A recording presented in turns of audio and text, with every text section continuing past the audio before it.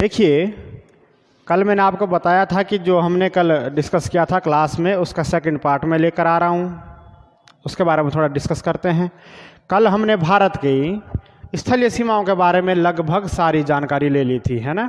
आज हमको क्या करना है, आज हम भारत की जलीय सीमा के बारे में थोड़ा देखते हैं, जलीय सीमा के बारे में देखते हैं और बाकी जो भारत के प्रतीक चिन्ह वगैरह है जहाँ से क्वेश्चन बनने के चांस है उसके बारे में थोड़ा डिस्कस करते हैं।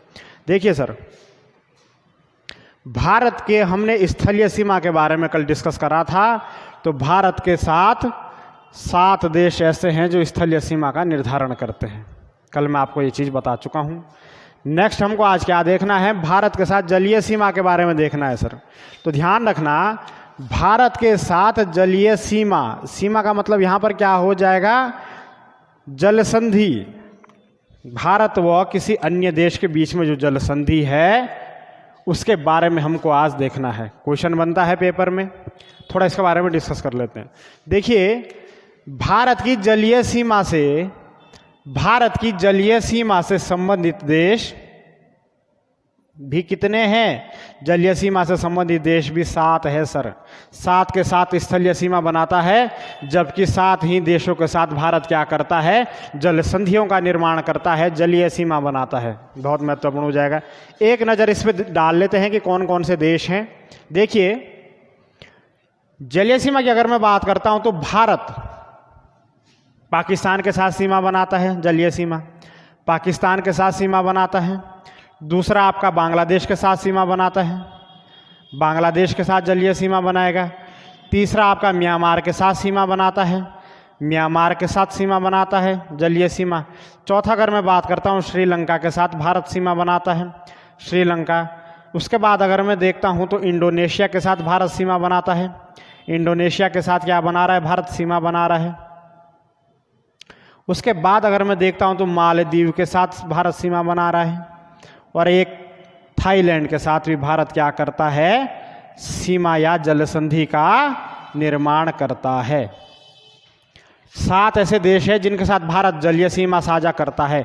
यहाँ पर महत्वपूर्ण क्या हो जाएगा, महत्वपूर्ण ये हो जाएगा, मैं कल भी आपको बता चुका हूँ कि पाकिस्तान, बांग्लादेश और म्यांमार 3 ऐसे देश हैं सर। पाकिस्तान, बांग्लादेश और म्यांमार 3 ऐसे देश हैं जो भारत के साथ स्थलीय सीमा भी बना रहे हैं। पाकिस्तान, इस क्षेत्र में अगर आप देखो तो यहाँ पर पाकिस्तान का एरिया है, ठीक है। इसके बाद अगर आप देखते हो तो गुजरात का एक कच्छ जिला है जिसको कच्छ का रण कहा जाता है, यहाँ पर कहीं ना कहीं जलीय सीमा भी साझा कर रहा है। बांग्लादेश का तो आपको पता है, बे ऑफ बंगाल, बंगाल की खाड़ी वाला क्षेत्र जो है लगता है आपका भारत से। यहाँ पर पश्चिम बंगाल का वेगांतर तट है, उड़ीसा का उत्कल तट है, उससे क्या करता है बांग्लादेश सीमा बनाता है। म्यांमार की अगर मैं बात करता हूँ तो म्यांमार की सीमा महत्वपूर्ण हो जाती है। म्यांमार के साथ भारत का अंडमान निकोबार, जहाँ पर छोटे छोटे द्वीप हैं, भारत का अंडमान और निकोबार अंडमान और म्यांमार के बीच में सीमा बनती है, जिसको कोको जल संधि कहा जाता है। ये भी बहुत ही महत्वपूर्ण हो जाएगा। तो हम क्या करते हैं, महत्वपूर्ण जो फैक्ट है उसके बारे में एक नज़र मार लेते हैं, उसके बारे में थोड़ा डिस्कस कर लेते हैं। चलिए, 7 देश जलीय सीमा बनाते हैं, पाकिस्तान, बांग्लादेश, म्यांमार, श्रीलंका, इंडोनेशिया, मालदीव और थाईलैंड। जबकि पाकिस्तान, बांग्लादेश और म्यांमार 3 ऐसे देश हैं जो भारत के साथ स्थलीय सीमा भी बना रहे हैं और जलीय सीमा भी बना रहे हैं। देखते हैं, सबसे पहले शुरुआत करते हैं सर, महत्वपूर्ण जो फैक्ट है पेपर में आने के जिसके चांस रहते हैं उसके बारे में देख लेते हैं। बहुत महत्वपूर्ण हो जाएगा भारत श्रीलंका के बारे में। भारत व श्रीलंका की सीमा, भारत श्रीलंका सीमा के बारे में देखते हैं सर। देखिए, भारत व श्रीलंका की सीमा की अगर मैं बात करता हूं तो ध्यान रखना, ये श्रीलंका है, भारत है। इधर के तरफ आपकी पाक जल संधि है, पाक जल संधि, जिसको किस नाम से भी जाना जाता है, पाक जल डमरू भी इसको कहा जाता है। पाक जल संधि है और इस पाक जल संधि के बीच में ही सर क्या है, एडम्स ब्रिज है, जिसको हमारे धार्मिक लैंग्वेज में राम सेतु कहा जाता है, राम सेतु। और अगर आप इधर के तरफ देखते हो राम सेतु के, तो इधर की तरफ आपकी कौन सी हो जाएगी, इस क्षेत्र में मन्नार की खाड़ी हो जाएगी, मन्नार की खाड़ी। अर्थात भारत और श्रीलंका की सीमा की अगर मैं बात करता हूं, जलीय सीमा की, तो पाक जल संधि और आपका मन्नार की खाड़ी, और इनके बीच में क्या है, राम सेतु है। राम सेतु के बारे में आपको पता होगा, भगवान श्री राम ने बनवाया था श्रीलंका के लिए, जब उन्होंने युद्ध का ऐलान किया था, जब श्रीलंका गए थे माता सीता को छुड़ाने के लिए। उस समय क्या था, राम सेतु का निर्माण करा था उन्होंने। तो ये राम सेतु भी इसके मध्य में है, इसके नक्शे पर भी आपको अवशेष दिखाई देते हैं। जबकि पाक जल संधि इधर है और मन्नार की खाड़ी आपके इधर के तरफ हो जाएगी। तो सीधा सीधा तथ्य क्या बनता है कि भारत और श्रीलंका के बीच जलीय सीमा का निर्धारण पाक जल डमरू, मन्नार की खाड़ी व राम सेतु करते हैं। राम सेतु को आदम्स ब्रिज या एडम्स ब्रिज भी कहा जाता है, मानव द्वारा निर्मित सेतु।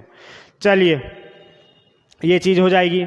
बाकी यहाँ पर एक क्वेश्चन और बन सकता है जो शायद महत्वपूर्ण हो सकता है। तमिलनाडु में रामेश्वर है, रामेश्वर में भगवान श्री राम ने क्या करा था, रामेश्वर शिवलिंग की स्थापना करी थी। इस रामेश्वर को पब्बन द्वीप के नाम से भी जाना जाता है।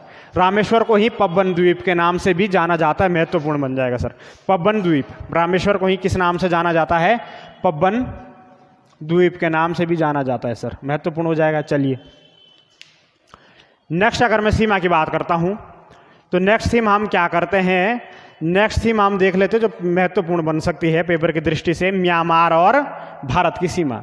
भारत और म्यांमार की सीमा के बारे में एक नज़र मार लेते हैं। भारत और म्यांमार सबको पता है, म्यांमार ये है इधर, इसको बर्मा के नाम से भी जाना जाता है। 1935 में भारत से अलग हुआ था। म्यांमार और वर्मा, सॉरी वर्मा व हमारा अंडमान निकोबार, अंडमान निकोबार और म्यांमार के बीच में सीमा बनती है, जलीय सीमा। यहाँ पर वर्मा की एक जगह है, उस द्वीप का नाम है कोको द्वीप। तो इस कोको द्वीप के नाम पर म्यांमार और अंडमान के बीच की जो सीमा है, इसको कोको जल संधि कहा जाता है सर, कोको जल संधि। कोको जल संधि के नाम से इसको जाना जाता है। कोको जल संधि किसके बीच हो जाएगी, अंडमान और म्यांमार के बीच। अब आपको पता है कि अंडमान तो हमारा ही एक केंद्र शासित प्रदेश है भारत का, तो भारत व बर्मा के बीच भी क्या कह सकते हो आप, कोको जल संधि क्या करती है, सीमा का निर्धारण करती। बहुत बहुत बहुत महत्वपूर्ण हो जाएगा कोको जल संधि। ठीक है, अगर डायरेक्ट प्रश्न आता है भारत व बर्मा के बीच जलीय सीमा का निर्धारण कोको जल संधि द्वारा होता है। अगर कभी ये पूछ ले कि अंडमान व बर्मा के बीच, तब भी कोको जल संधि हो जाएगा, महत्वपूर्ण बनता है सर। तीसरा हम देखते हैं इंडोनेशिया, भारत व इंडोनेशिया के बीच, भारत व इंडोनेशिया के बीच, भारत व इंडोनेशिया के बीच जलीय सीमा महत्वपूर्ण हो जाएगा। भारत व इंडोनेशिया के बीच जलीय सीमा का हम क्या करते हैं, एक बार देख लेते हैं इसको भी। देखिए नक्शे में आप देखोगे, वर्ल्ड के जो आपका नक्शा है, वर्ल्ड मैप है, उसमें आप देखोगे कि इस इधर के तरफ क्या है, आपका इंडोनेशिया है सर। इंडोनेशिया की एक जगह है सुमात्रा, सुमात्रा द्वीप। इंडोनेशिया की एक जगह है सुमात्रा, सुमात्रा व अंडमान निकोबार का ऊपर वाला क्षेत्र अंडमान कहलाता है, नीचे वाला निकोबार कहलाता है। और जबकि अगर सबसे नीचे की मैं बात करूं, उसको ग्रेट निकोबार कहा जाता है। और ग्रेट निकोबार में ही भारत का सबसे दक्षिणतम बिंदु क्या है, इंदिरा पॉइंट। ग्रेट निकोबार में ही भारत का सबसे दक्षिणतम बिंदु इंदिरा पॉइंट, या इसको पिगमिलियन पॉइंट भी कहा जाता है, स्थित है। तो ग्रेट निकोबार और सुमात्रा, इंडोनेशिया के सुमात्रा और भारत के ग्रेट निकोबार के बीच जो जल संधि है, इसको ग्रेट चैनल कहा जाता है। इस जल संधि को क्या कहा जाता है sir, great channel. Great channel के नाम से इसको जाना जाता है। भारत और इंडोनेशिया की, मोटे मोटे तौर पे कहूं तो भारत और इंडोनेशिया के बीच की जो जलीय सीमा है, ग्रेट चैनल अलग करता है। अगर कोई एग्जामिनर इसको डीप पूछता है, कभी किसी एग्जाम में डीपली पूछा जाता है, तो ग्रेट निकोबार और इंडोनेशिया के सुमात्रा, भारत का ग्रेट निकोबार और इंडोनेशिया के सुमात्रा के बीच क्या है सर, ग्रेट चैनल है। महत्वपूर्ण हो जाता है पेपर की दृष्टि से। नेक्स्ट बनता है आपका एक मालदीव के बारे में एक हम देख लेते हैं। मालदीव, मालदीव के बारे में क्या करते हैं, एक चीज देख लेते हैं। मालदीव देखिए सर, मालदीव आपको पता है इधर है, इधर की तरफ है। तो हमारा लक्षद्वीप जो हमारा केंद्र शासित प्रदेश है, लक्षद्वीप यहाँ है। तो लक्षद्वीप व मालदीव के बीच जो जल संधि है इसको कहा जाता है सर 8 डिग्री चैनल। बहुत महत्वपूर्ण हो जाएगा, 8 डिग्री चैनल। मालदीव और लक्षद्वीप के बीच जो संधि है इसको 8 डिग्री चैनल के नाम से जाना जाता है। जलीय संधि महत्वपूर्ण हो जाएगी। एक बार फिर इसको रिवाइज करते हैं। भारत और श्रीलंका के बीच कौन सी जल संधि है? पाक जल संधि या आपकी मन्नार की खाड़ी या राम सेतु। ठीक है। नेक्स्ट उसके बाद हमने क्या देखा था? भारत व आपका म्यांमार के बीच, भारत व म्यांमार के बीच क्या है? कोको जल संधि। उसके बाद हमने क्या देखा था? भारत और इंडोनेशिया के बीच, भारत और इंडोनेशिया के बीच क्या हो जाएगी? Great channel. जबकि भारत और मालदीव के बीच क्या है सर? भारत और मालदीव के बीच है 8 डिग्री चैनल। भारत की जलीय सीमा महत्वपूर्ण फैक्ट, थाईलैंड के साथ भी अंडमान निकोबार वाला जो ये क्षेत्र है ये सीमा बनाता है। ठीक है। बाकी जलीय सीमा आपको पता है, बांग्लादेश के साथ मैंने बता दी, पाकिस्तान के साथ गुजरात का कच्छ का रण बनाता है, बांग्लादेश के साथ उड़ीसा के तट और आपका पश्चिम बंगाल का वेगांतर तट हो गया, उड़ीसा का उत्कल तट हो गया, यहाँ से सीमा साझा होती है। म्यांमार के साथ आपको पता है स्थलीय सीमा की अगर बात करता हूँ तो पटकाई की पहाड़ियाँ और आपके 4 राज्य बनाते हैं। और अगर मैं जलीय सीमा की बात करता हूँ कोको जल संधि अंडमान निकोबार बनाता है सर, भारत की राज्य सीमा। तो हमने स्थलीय सीमा भी देख ली और भारत की जलीय सीमा के बारे में भी हमने डिस्कस कर लिया है। अब ये जो महत्वपूर्ण जो टॉपिक आ जाता है उसके बारे में देखते हैं सर। हमें पता है वर्तमान में जो शायद पेपर में क्वेश्चन बन सकता है, शायद क्या बन ही सकता है। ठीक है। वर्तमान में क्या हो रहा है? वर्तमान में हमारा जम्मू और कश्मीर और लद्दाख क्या बन चुके हैं? 2 केंद्र शासित प्रदेश बन चुके हैं। ये महत्वपूर्ण तथ्य मैं आपको बता देता हूँ। कुछ महत्वपूर्ण तथ्यों के बारे में हम क्या कर रहे हैं सर, थोड़ा डिस्कस कर लेते हैं जो पेपर में बन सकते हैं। देखिए एक क्वेश्चन बन सकता है, आपको पता होना चाहिए कि अभी वर्तमान में वहाँ पर केंद्र शासित प्रदेश बना है जम्मू कश्मीर और लद्दाख, तभी वहाँ पर राष्ट्रपति शासन है आर्टिकल 356 के तहत लगता है। अनुच्छेद 356 के तहत राष्ट्रपति शासन लगा हुआ है अभी वहाँ पर। और राष्ट्रपति शासन जब लगता है तो उस समय किसी राज्य की या केंद्र शासित प्रदेश की सारी बागडोर किसके हाथ में चली जाती है? राष्ट्रपति के हाथ में चली जाती है। और राष्ट्रपति का जो प्रतिनिधि होता है गवर्नर, वो क्या करता है? उस क्षेत्र का देखभाल करता है राष्ट्रपति के प्रतिनिधि के रूप में। तो प्रश्न बनता है कि 370 हटने के बाद कश्मीर का पहला गवर्नर कौन बना? कश्मीर बहुत बहुत बहुत महत्वपूर्ण। कश्मीर के पहले गवर्नर जब यूटी बनाई है केंद्र शासित प्रदेश बनने के बाद, तो अभी जो बने हैं कौन, उनका नाम क्या है सर? गिरीश चंद्र मुर्मू। गिरीश चंद्र मुर्मू बहुत महत्वपूर्ण हो जाएगा। गिरीश चंद्र मुर्मू कश्मीर के क्या बनते हैं? गवर्नर बने हैं अभी। और अगर मैं लद्दाख की बात करता हूँ, लद्दाख भी यूनियन टेरिटरी है, पता है आपको। यहाँ के जो गवर्नर बने हैं राधा कृष्ण माथुर। राधा कृष्ण माथुर बहुत महत्वपूर्ण हो जाएगा। राधा कृष्ण माथुर, ये दोनों देख लेना, पेपर में पूछने के चांस है इनके। कश्मीर के गवर्नर कौन बने? गिरीश चंद्र मुर्मू। जबकि लद्दाख के कौन बने हैं? राधा कृष्ण माथुर। अब हम क्या करते हैं, भारत के प्रतीक चिन्हों के बारे में एक नज़र डालते हैं, उनसे जो क्वेश्चन बन सकते हैं उनके बारे में थोड़ा देखते हैं सर। भारत के प्रतीक चिन्ह, भारत के प्रतीक चिन्हों के बारे में देखते हैं। प्रतीक चिन्हों के बारे में भाई, ठीक है, प्रतीक चिन्ह देख लेंगे और इसमें आपका सब कुछ आ जाएगा। देखिए सबको पता है, ये तो हम बचपन से पढ़ते आ रहे हैं, राष्ट्रीय गीत वंदे मातरम, राष्ट्रीय गान जनगण मन, ये तो बताने की ज़रूरत है नहीं, है ना। बल्कि दरअसल ये सब चीज़ें बताने की ज़रूरत नहीं थी, पर क्वेश्चन बनते कुछ कुछ तो उसके बारे में देख लेते हैं। जैसे कि भारत का राष्ट्रीय चिन्ह क्या है? राष्ट्रीय चिन्ह, भारत का राष्ट्रीय चिन्ह क्या है? सबको पता होना चाहिए, अशोक स्तंभ है सर। अशोक स्तंभ, अशोक स्तंभ, जिसमें हमको क्या देखने को मिलता है? 4 शेर बैठे हैं एक दूसरे की तरफ पीठ कर कर। ये अशोक स्तंभ, जब अशोक ने कलिंग युद्ध को जीता था तो जब उनका हृदय परिवर्तन हुआ था, उन्होंने बौद्ध धर्म अपना लिया था। तो युद्ध के बाद थके हुए शेर के रूप में इन्होंने इसको जो है, मतलब कहने का मतलब उनका क्या था कि जिस तरीके से जो शेर है वो थक कर बैठ जाता है शिकार करने के बाद, अपनी तुलना शेर से करी थी उन्होंने, और युद्ध के बाद थकान में वो क्या है, बैठ चुके हैं शेर की तरह। तो ये जो है उससे रिलेट होती है ये चीज़ें, ठीक है। 4 शेर मिलेंगे आपको, 4 मुंह वाला अशोक स्तंभ, ठीक है, 4 शेरों वाला अशोक स्तंभ एक दूसरे की तरफ पीट करके बैठे हुए। चलिए, महत्वपूर्ण हो जाएगा। अब देखिए जो महत्वपूर्ण तथ्य बनते हैं भाई। भारत का राष्ट्रीय पशु क्या है? पशु के बारे में सबको पता है सर। क्या है राष्ट्रीय पशु? भारत का राष्ट्रीय पशु है बाघ, टाइगर। ठीक है, अब ये सबको पता है भारत का राष्ट्रीय पशु क्या है, बाघ है। प्रश्न क्या बनेगा? इसका वैज्ञानिक नाम पूछ लेता है। ध्यान रखना, बाघ का वैज्ञानिक नाम क्या है सर? Panthera tigris. बहुत बहुत बहुत महत्वपूर्ण, पैंथेरा टिग्रिस। पैंथेरा टिग्रिस बाघ का वैज्ञानिक नाम हो जाएगा, पैंथेरा टिग्रिस। अगर मैं बात करता हूं भारत के राष्ट्रीय पक्षी के बारे में, राष्ट्रीय पक्षी क्या है सर? मोर। सबको पता है राष्ट्रीय पक्षी मोर। वैज्ञानिक नाम क्या हो जाएगा? पाबो क्रिस्टेटस। क्रिस्टेटस, पाबो क्रिस्टेटस मोर का वैज्ञानिक नाम, पाबो क्रिस्टेटस। अगर मैं बात करता हूं भारत के पुष्प की, राष्ट्रीय पुष्प की, सबको पता है कमल। कमल का वैज्ञानिक नाम अगर पूछ ले तो ध्यान रखना, नीलंबो न्यूसिफेरा।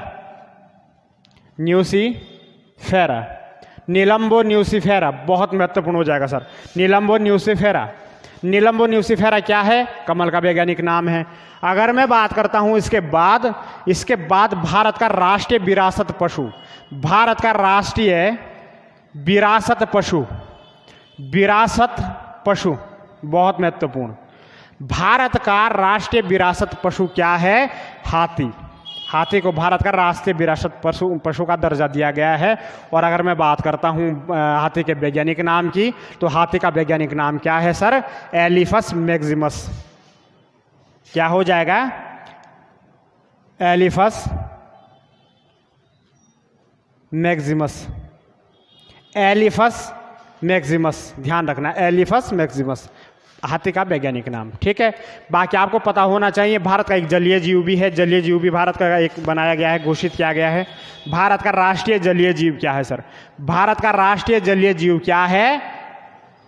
गंगा में पाई जाने वाली डॉल्फिन, यानी कि गंगा में पाई जाने वाली डॉल्फिन, गैंगटिक डॉल्फिन इसको कहा जाता है। ठीक है, गंगा में पाई जाने वाली डॉल्फिन, पाई जाने वाली डॉल्फिन। ठीक है,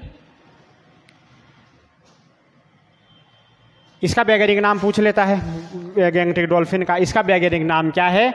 प्लेटेनिस्टा गैंगटिका। बहुत महत्वपूर्ण, वैज्ञानिक नाम क्या हो जाएगा? प्लेटेनिस्टा गैंगटिका। प्लेटेनिस्टा गैंगटिका बहुत महत्वपूर्ण क्या हो जाएगा सर? प्लेटेनिस्टा गैंगटिका। बाकी क्या हो सकता है? एक भारत का राष्ट्रीय क्या, हाँ राष्ट्रीय वृक्ष भी है, बिल्कुल है। भारत का राष्ट्रीय वृक्ष क्या है? इसका नाम क्या है? बरगद। बरगद का पेड़ आप सबको पता है। भारत का राष्ट्रीय वृक्ष क्या है सर? बरगद है। भारत का राष्ट्रीय वृक्ष का नाम क्या है? बरगद। इसका वैज्ञानिक नाम क्या है? बरगद का वैज्ञानिक नाम क्या है? फिकस। फिकस बेंगालेनेसिस। फिकस बेंगालेनेसिस। फिकस बेंगालेनेसिस बहुत महत्वपूर्ण, फिकस बेंगालेनेसिस। ठीक है, राष्ट्रीय ध्वज तिरंगा को पता है। बाकी हमारी लिपि कौन सी है?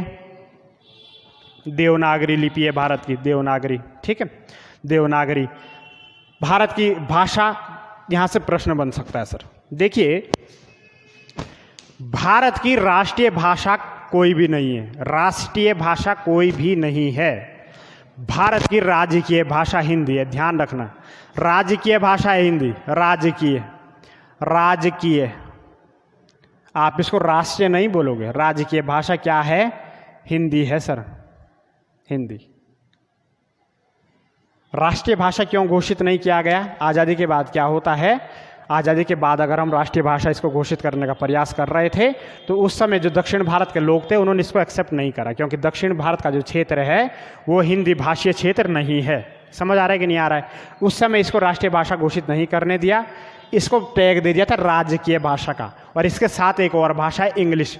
इंग्लिश को सहायक राजकीय भाषा माना जाता है। इंग्लिश क्या है? अंग्रेजी क्या हो जाएगी? सहायक सहायक राजकीय भाषा, राजकीय भाषा हो जाएगी सर, ठीक है, अंग्रेजी, इंग्लिश, ध्यान रखना, क्वेश्चन बहुत महत्वपूर्ण, ठीक है। राजकीय भाषा क्या हो जाएगी हमारी? हिंदी, और राजकीय सहायक राजकीय भाषा इंग्लिश हो जाएगी हिंदी के सहायता के लिए। समझ आ रहा है कि नहीं आ रहा है भाई? ठीक है, बाकी ये सब चीज़ें थी, है ना। अभी 29 जुलाई को कल थी 29, कल, है ना, क्या था? बाघ दिवस, अंतर्राष्ट्रीय टाइगर डे, है ना, 29 जुलाई को होता है, ध्यान रखना। चलिए सर, ये हमारा टॉपिक था। इसके बाद हम ज्योग्राफी में करने वाले हैं क्या? इसके बाद हम ज्योग्राफी में भारत के हिमालय पर्वत के बारे में पढ़ने वाले हैं, ठीक है, नॉर्दर्न माउंटेन रेंज के बारे में पढ़ने वाले। उसके बाद मैदान के बारे में पढ़ेंगे, गंगा का मैदान वगैरह, इनके बारे में डिस्कस करेंगे। तो आप क्या करिए, चैनल को लाइक करिए, सब्सक्राइब करिए, शेयर करिए, कमेंट करिए कि कैसी क्लास थी। और तोमर एकेडमी का हमारा चैनल है, तोमर एकेडमी नाम से। और एक चीज़ मैं आपको बताना चाह रहा हूँ कि अभी आपके एसएससी जीडी के फॉर्म आए हैं। अगर कोई भी छात्र एसएससी जीडी की तैयारी करना चाहता है तो हम अगस्त में उसके बैच शुरू करने जा रहे हैं। अभी हमने उसकी डेट तो खैर डिक्लेयर नहीं करी है, पर अगस्त के स्टार्टिंग में, कल परसों से शायद 4-5 तारीख से हम बैच डाल देंगे उसका, है ना। तो अगर कोई एसएससी जीडी की तैयारी करना चाहता है तो आइए, आपका स्वागत है हमारे एकेडमी में। डेमो लीजिए, क्लास पसंद आती है तो पढ़िए, नहीं आती है तो फिर देखिए, है ना। फिर आप जो है जहाँ आपको सही लगता है वहाँ पढ़िए बस, है ना। ये चीज़ बहुत महत्वपूर्ण हो जाती है। एक बार आप तो हमारे एकेडमी में आइए, एसएससी जीडी के नए बैच बनने वाले हैं, उसके बारे में हम क्या कर रहे हैं, उसकी प्लानिंग अभी तैयार कर रहे हैं। फिर आपको डेट में बता दूंगा जब से हम शुरू करने वाले हैं, ठीक है। बाकी देखिए आप, चलिए, धन्यवाद, जय हिंद, जय भारत।